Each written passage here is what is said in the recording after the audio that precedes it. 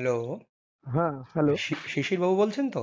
হ্যাঁ, শিশির বাবু হ্যাঁ, বলছি, বলুন। আমি আমার চ্যানেল এডুকেশনাল ক্রিয়েটিভিটি, হুম। বলছিলাম যে দেখছিলাম আমরা বিভিন্ন সোশ্যাল মিডিয়াতে বা বিভিন্ন গ্রুপে যে এসএসসি নিয়ে আপনারা একটা মামলা করতে চলেছেন। তো চলেছি না, অলরেডি করে দিয়েছি। আচ্ছা আচ্ছা, করেছেন। তো হুম। বিষয়টা কি, আপনাদের গ্রাউন্ডটা কি? গ্রাউন্ডটাও তো অনেক, মানে হ্যাঁ আমাদের গ্রাউন্ডে মজবুতই আছে, বুঝেছেন। হ্যাঁ। আর গ্রাউন্ডে আমরা জানি, আমরা আমরা যে গ্রাউন্ডে কেস করেছি আমরাই জিতবো।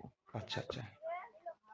প্রথম কথা হচ্ছে, হ্যাঁ ইতিপূর্বে আমরা দেখেছি 2016 সালে হ্যাঁ যে প্যানেল বাতিল হয়েছে, হ্যাঁ। সেই প্যানেলটি, মানে প্যানেলটির কোনো যৌক্তিকতাই নেই। আচ্ছা আচ্ছা। কারণ কোনো যোগ্য ক্যান্ডিডেটের লিস্টই সরকার বের করতে পারেনি। না পারেনি। এবার আমাদের প্রশ্ন হচ্ছে, সেটা তো আমরা তো, তার জন্য আমরা দোষী নই, তাই না? অবশ্যই। আমরা কি দোষী যে আমরা কেন বলি হতে যাব? ফ্রেশার ক্যান্ডিডেটরা, তার জন্য সরকার দোষী। হ্যাঁ। সরকার তার ব্যবস্থা করবে, আমরা কেন তার ব্যবস্থা করতে যাব? আচ্ছা আচ্ছা। তার জন্য আমরা যে মামলাটা প্রথমে করেছি সুদীপ্ত দাশগুপ্তর কাছে, হ্যাঁ সেটা হচ্ছে আপনার 2016 সালের ক্যান্ডিডেটদের 10 নাম্বার দেওয়া যাবে না। হ্যাঁ। কেন দেওয়া যাবে না? কারণ প্যানেলটাই তো অবৈধ। আচ্ছা আচ্ছা। অবৈধ প্যানেল কিভাবে 10 নাম্বার নেবে? আচ্ছা যদি যোগ্য লিস্ট বের করতো 10 নাম্বার নিত, তাতে কোনো আমাদের কোনো অসুবিধা নেই। আচ্ছা এখনো বলছি, যোগ্য লিস্ট বের করুক, 10 নাম্বার নিয়ে নিক, তাতে আমাদের কোনো অসুবিধা নেই। আচ্ছা আচ্ছা। প্রবলেমটাও হয়ে দাঁড়িয়েছে এবার দ্বিতীয় পয়েন্ট। হ্যাঁ। দ্বিতীয় পয়েন্টটা হচ্ছে 10 নাম্বার ইন্টারভিউ এর আগে দেবে না পরে দেবে, না কাদের দেবে 10 নাম্বারটা। আচ্ছা আচ্ছা। সরকারের পক্ষ থেকে বলা হচ্ছে 2016 সালের ক্যান্ডিডেটরা পাবে, হুম প্যারা টিচাররা পাবে, হুম এনভিএস, কেভিএস, হুম। পার্ট টাইমার টিচার, আচ্ছা এরা পাবেন। আচ্ছা। তো আমাদের প্রশ্ন হচ্ছে, না, সেটা হবে না। 2016 সালের ক্যান্ডিডেটরা পাবেই না, কারণ তাদের লিস্টটাই অবৈধ। আচ্ছা।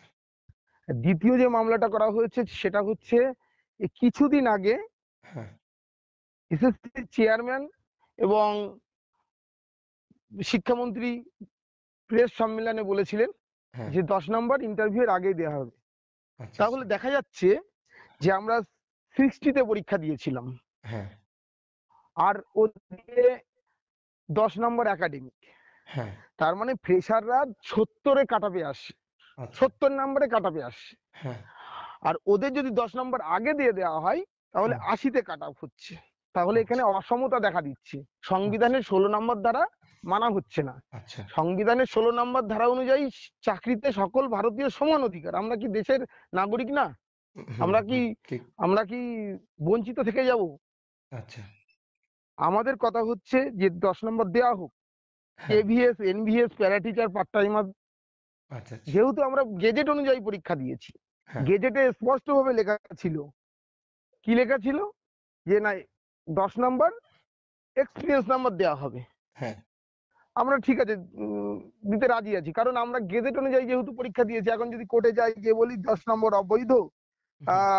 বাতিল করতে হবে, কোর্ট তো মানতে চাইবে না। তখন বলবে যে আপনারা গেজেট দেখে তো পরীক্ষা দিয়েছিলেন, এখন রাইট তো অস্বীকার করলে হবে না। Right right.